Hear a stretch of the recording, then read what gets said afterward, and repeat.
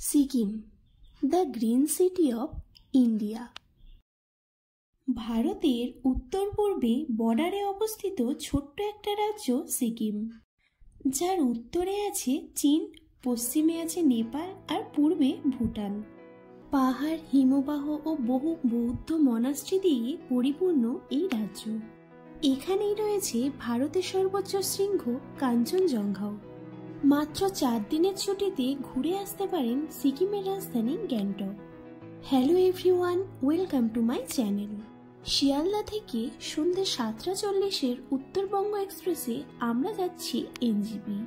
পরের দিন সকালে ঘড়িতে বাজে 6:30 আর আমরা পৌঁছে গেছি এনজিপি স্টেশন। এখান থেকে আমরা যাব ট্যাক্সি স্ট্যান্ডের দিকে। আকাশ পরিষ্কার থাকলে এনজিপি স্টেশন থেকেই কাঞ্চনজঙ্ঘা দেখা যায়। আজ আমি আপনাদের সাথে শেয়ার করব একদম কম খরচে গ্যাংটক ট্যুর। এখন আমরা চলে এসেছি ট্যাক্সি স্ট্যান্ডে। এখান থেকে আপনারা দার্জিলিং, সিকিম, নেপাল সব জায়গারই গাড়ি পেয়ে যাবেন। এনজিপি থেকে শেয়ার গাড়িতে গ্যাংটক যেতে লাগবে পার হেড 500 টাকা। স্টেশনে আপনারা দেখতে পাবেন অনেক ড্রাইভার আপনাদের দার্জিলিং বা সিকিম যাওয়ার জন্য মাত্র 200 বা 300 টাকায় পৌঁছে দেওয়ার কথা বলছেন। সেক্ষেত্রে হোটেল ভাড়া থেকে শুরু করে সমস্ত ট্যুর প্যাকেজটাই আপনাদেরকে বুক করতে হবে। আমাদের গ্যাংটক যেতে সময় লাগবে 4 থেকে 4.5 ঘন্টা। ব্রেকফাস্টের জন্য আমাদের গাড়ি এই রেস্টুরেন্টে দাঁড়িয়েছিল।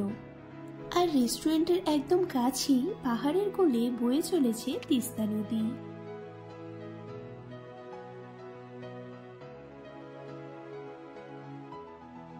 এছাড়াও আপনারা বাসে করে গ্যাংটক যেতে পারেন। সেক্ষেত্রে আপনাদের এনজিপি থেকে 40 টাকা পার হেড ভাড়া দিয়ে পৌঁছে যেতে হবে শিলিগুড়ির তেনজিং নোরগে বাস স্ট্যান্ড। সেখান থেকে মাত্র 200 টাকা বাস ভাড়ায় আপনারা পৌঁছে যেতে পারেন গ্যাংটক। পথে যেতে যেতে দেখতে পাবেন তিস্তা নদীতে রিভার রাফটিং এরও ব্যবস্থা আছে। 4.5 ঘন্টা জার্নির পর গাড়ি আমাদের নামিয়ে দেয় দেওরালি বাস স্ট্যান্ড।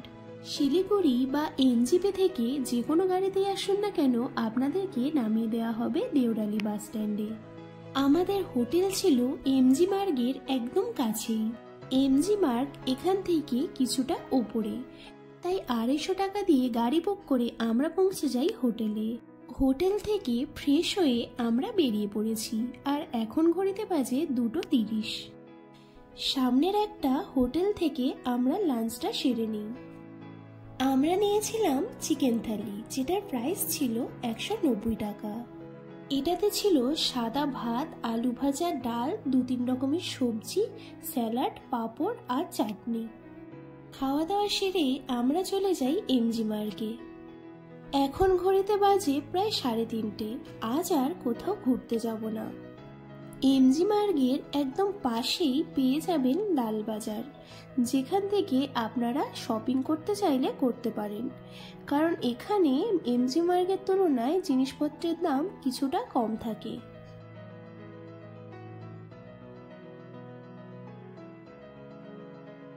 আজ আমি এমজি মার্গের কাছাকাছি কয়েকটা হোটেল দেখাবো, যেখানে আপনারা এসে স্টে করতে পারেন। পেয়ে যাবেন হোটেল পোডালা, এখানে 600 টাকায়ও রুম পেয়ে যাবেন। এছাড়া আছে হোটেল পালভিউ, রুমের প্রাইস 1000 টাকা, এখানে বাঙালি খাবার দাবারও পেয়ে যাবেন। পরের দিন সকাল 7টায় আমরা রেডি হয়ে বেরিয়ে পড়েছি। আজকে আমরা যাব নাথুলা। হোটেল দ্য ইম্পেরিয়ালের সামনে থেকে আমাদের গাড়ি ছাড়বে। আমরা নাথুলা যাচ্ছি শেয়ার গাড়িতে।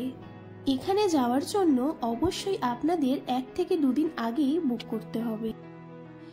আমরা এটা অনলাইনে বুক করেছিলাম। আমাদের পড়েছিল পার হেড 800 টাকা করে। গ্যাংটকে এসেও আপনারা এটা বুক করতে পারেন, সেক্ষেত্রে আপনাদের পড়তে পারে 1000 টাকা। নাথুলা যাওয়ার পথে আমাদের first location Kanchenjunga view point. এখান থেকে অনেক ভালোভাবে কাঞ্চনজঙ্ঘা দেখা যায়। আমরা যেদিন গেছিলাম সেদিন আকাশ কিছুটা মেঘলা থাকায় কাঞ্চনজঙ্ঘা খুব হালকা দেখা যাচ্ছিল। এরপর আবারও গাড়িতে উঠে পড়েছি আর এখন আমরা যাব নাথুলা। নাথুলা যাওয়ার রাস্তাটা অনেক দুর্গম আর বর্ডারে অবস্থিত হওয়ায় এখানে জনবসতি প্রায় নেই বললেই চলে। নাথুলা যেতে আমাদের সময় লাগবে 2.5 থেকে 3 ঘন্টা। যেহেতু আমরা সকালে বেরিয়েছিলাম তাই ব্রেকফাস্টের জন্য ড্রাইভার একটা রেস্টুরেন্টে দাঁড় করিয়েছিল। পাহাড়ের কর্নারের এই ভিউটা দেখতে অনেক বেশি সুন্দর লাগছিল। যাওয়ার পথে দেখতে পাবেন অসংখ্য পাহাড়ি খাদ, ঝর্ণা আর আর্মি ক্যাম্প। এখন আমরা পৌঁছে গেছি নাথুলা। এটা 14,140 ফুট উপরে। এখানে আসার সময় অবশ্যই সাথে অরিজিনাল ভোটার কার্ড নিয়ে আসবেন। এখন আমরা যাব ইন্ডিয়া ও চায়নার বর্ডারে। সেটার জন্য আমাদের সিঁড়ি দিয়ে উপরে উঠতে হবে।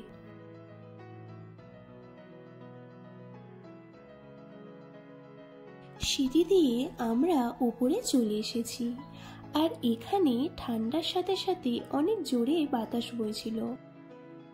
আমাকে দেখলেই বুঝতে পারবেন কতটা জোরে হাওয়া হচ্ছিল। সামনেই দেখতে পাচ্ছেন চায়নার ফ্ল্যাগ লাগানো। ওই বিল্ডিংটা হচ্ছে চায়নার বিল্ডিং আর আমরা দাঁড়িয়ে আছি ইন্ডিয়াতে। এত জোরে বাতাস বইছিল যে কোনো কথাই শোনা যাচ্ছিল না। প্রচন্ড ঠান্ডা আর জোরে জোরে বাতাস পাওয়ার জন্য উপরে 10 থেকে 15 মিনিটের বেশি থাকা সম্ভব না। এখানে আসলে খুব ভালো গরম পোশাক আর সাথে কর্পূর ও অক্সিজেন রেখে দেবেন। তবে গ্যাংটকে আসলে নাথুলাতে অবশ্যই ঘুরে যাবেন। নাথুলার সৌন্দর্য সম্পূর্ণ অন্যরকম। রাস্তার পাশে যে লেকটা দেখতে পাচ্ছেন এটা ঠান্ডায় সম্পূর্ণ জমে গেছে। এখন আমরা যাচ্ছি বাবা মন্দির।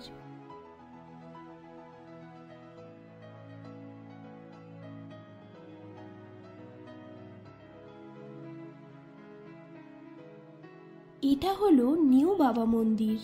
শুধুমাত্র ট্যুরিস্টদের জন্য 1982 সালে নিউ বাবা মন্দির তৈরি করা হয়েছিল। বাবা হরভজন সিং এর স্মৃতির উদ্দেশ্যে ওল্ড বাবা মন্দির তৈরি করা হয়েছিল। বাবা ছিলেন একজন লেজেন্ডারি ইন্ডিয়ান আর্মি। শোনা যায় মৃত্যুর পর এখনো তিনি নিজের দেশকে রক্ষা করে যাচ্ছেন। দ্য হিরো অব নাথুলা নামেও পরিচিত তিনি। এখানে রয়েছে বাবার একটা মন্দির যার গায়ে লেখা আছে বাবার ইতিহাস। আছে একটা স্ট্যাচু।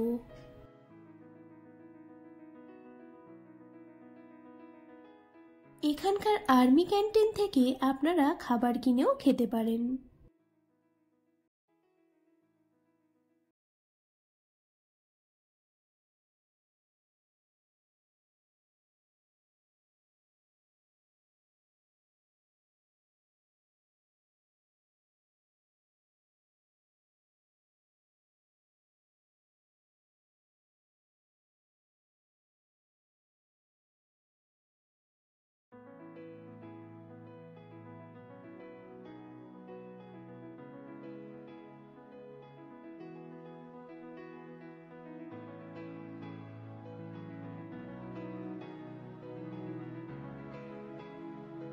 বাবা মন্দিরের কাছেই আছে ছোট্ট একটা শিব মন্দির।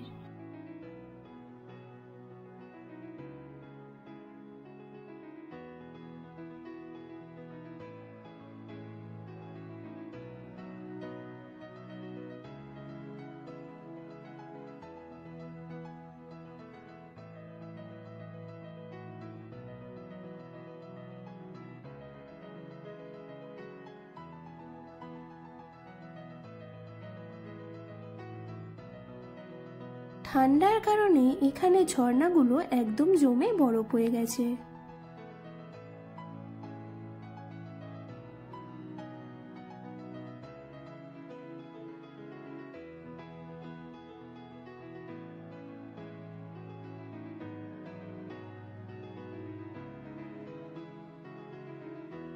বর্ডার এরিয়ার জন্য এখানে বেশিরভাগই আর্মি ক্যাম্পগুলো দেখা যায়। উপরের দিকে ঝর্ণার জল জমে বরফ হয়ে যাওয়ায় নিচে লেকগুলোতেও জল শুকিয়ে গেছে। আমাদের নেক্সট লোকেশন ছাঙ্গু লেক। শীতকালে এই লেকের জল জমে সম্পূর্ণ বরফ হয়ে যায়। এখানে আসলে আপনারা পেয়ে যাবেন ইয়াক রাইড, যেটার জন্য পার হেড লাগবে 100 টাকা। দূরের পাহাড়গুলোতে এখনো কিছু সাদা সাদা বরফ দেখা যাচ্ছে। বিভিন্ন ঋতুতে ছাঙ্গু লেকে বিভিন্ন ধরনের রঙের রিফ্লেকশন দেখা যায়। লেকের একদম পাশে পেয়ে যাবেন একটা আর্মি ক্যান্টিন। এখান থেকে আপনারা ম্যাগি, মোমো, কফিও পেয়ে যাবেন।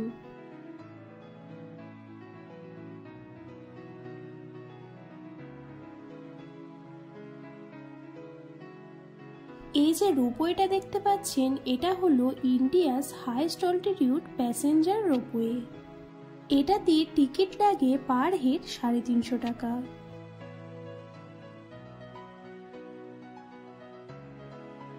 এখন ঘড়িতে বাজে 4:30 আর রাস্তা কুয়াশায় একদম অন্ধকার হয়ে গেছে। গাড়ি আপনাকে যেখান থেকে পিক করেছিল সেখানেই আবার ড্রপ করে দেবে। সন্ধ্যার সময় আমরা চলে আসি এমজি মার্গে। এটা হলো সেই রেস্টুরেন্ট যেখানে আমরা কালকে দুপুরে লাঞ্চ করেছিলাম। সমস্ত ধরনের বাঙালি খাবার আপনারা এখানে পেয়ে যাবেন।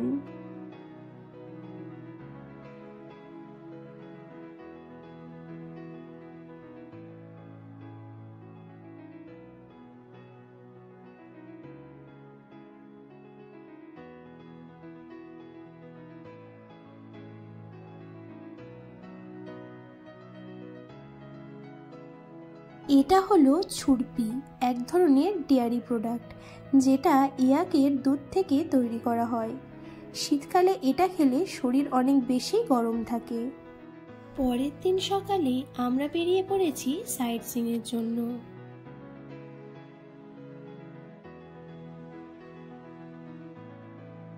গ্যাংটকে সাইট সিইং এর জন্য থাকে দুটো প্যাকেজ। একটা হলো 7 পয়েন্ট, যেটার জন্য পড়ে 1500 টাকা, আর একটা হলো 10 পয়েন্টস, এটার জন্য লাগে 2500 টাকা। লালবাজারের ভিতরে আপনারা পেয়ে যাবেন হোটেল অন্নপূর্ণা। এখান থেকে সমস্ত বাঙালি খাবার পাওয়া যায়।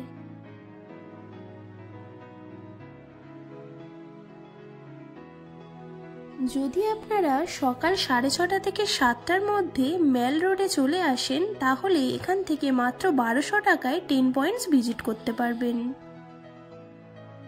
প্রথমে আছে গ্যাংটক হ্যান্ডক্রাফট মিউজিয়াম। এখানে তিব্বতীয় শিল্পকলার উপর তৈরি কাঠের বাক্স, কার্পেট, ওয়াল হ্যাঙ্গিং, ব্যাগ ইত্যাদি পেয়ে যাবেন। এখানে আসতে হলে কোনো টিকিটের প্রয়োজন হয় না।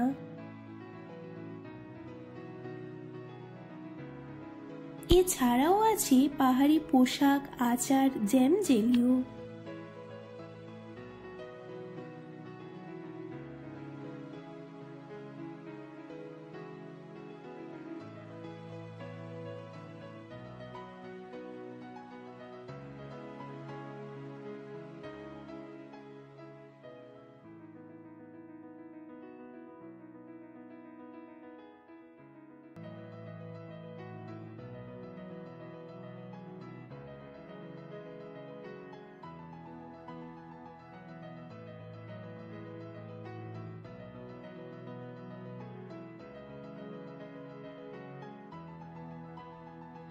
পরের লোকেশন ছিল বাকথাং ওয়াটারফলস। তবে উপরের দিকে জল জমে বরফ হয়ে যাওয়ায় নিচের দিকে তেমন জল ছিল না।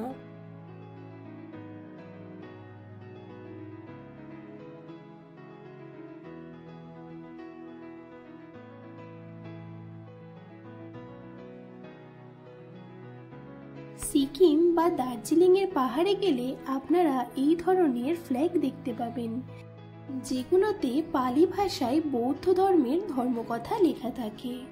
পরের লোকেশন ছিল রুমটেক মনাস্ট্রি। মনাস্ট্রির সামনে থেকে আমরা লাঞ্চটা সেরে নিয়েছিলাম। এখানে কাঁসার থালায় খুব সুন্দরভাবে সাজিয়ে গুছিয়ে খাবার পরিবেশন করা হয়েছিল। খাবারগুলো অনেক বেশি টেস্টি ছিল।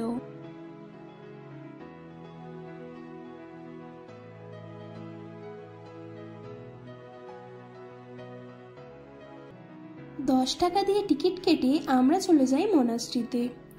গ্যাংটকের 10 পয়েন্টসের মধ্যে আমার সবথেকে ভালো লেগেছিল এই মনাস্ট্রিটা।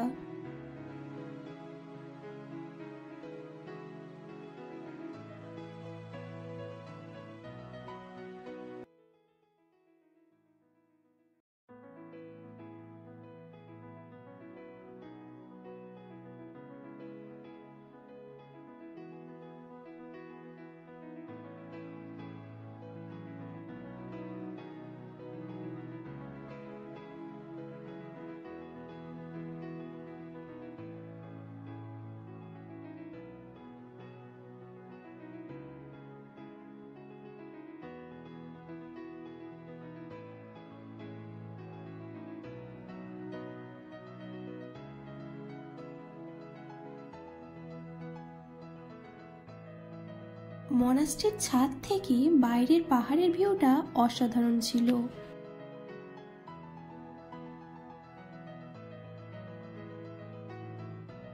নেক্সট ছিল তাশি ভিউ পয়েন্ট।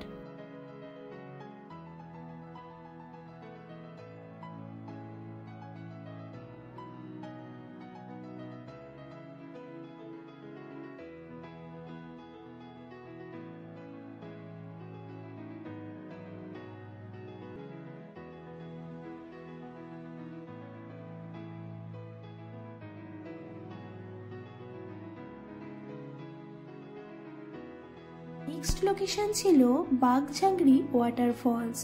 এখানে আছে জিপ লাইনও, যেটা সম্ভবত যখন বেশি জল থাকে তখনকার জন্য।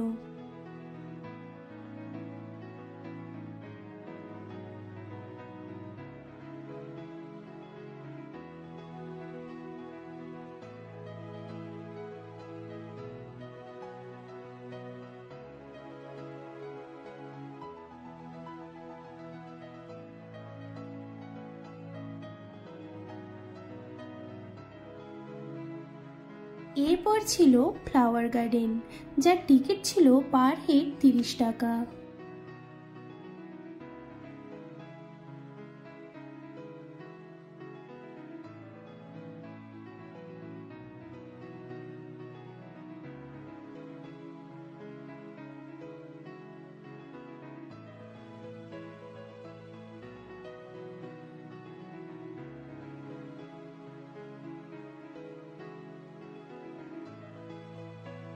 ফ্লাওয়ার গার্ডেনের মধ্যে ছিল সুন্দর একটা ওয়াটারফলস, যেটাতে কিছুটা হলেও ভালোই জল ছিল।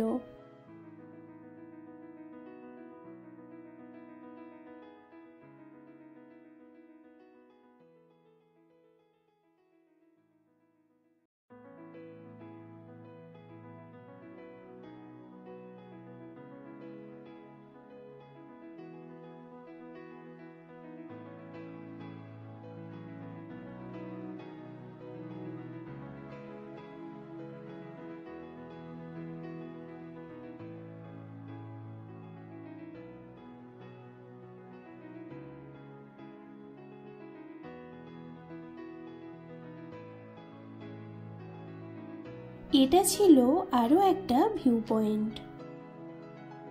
নেক্সট লোকেশন ছিল গণেশ টপ, পাহাড়ের ওপর ভগবান গণেশের মন্দির।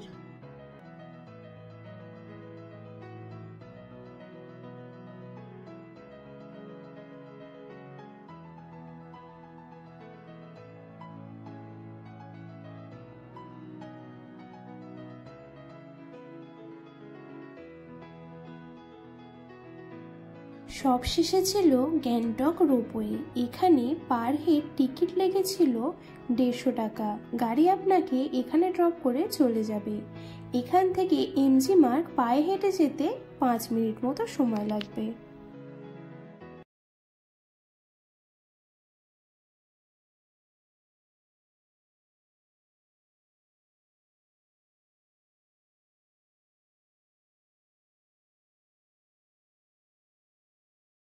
এই ছিল আমাদের গ্যাংটক ট্যুর। ভিডিওটা ভালো লাগলে লাইক, কমেন্ট অ্যান্ড সাবস্ক্রাইব। দেখা হচ্ছে পরের কোনো ভিডিওতে।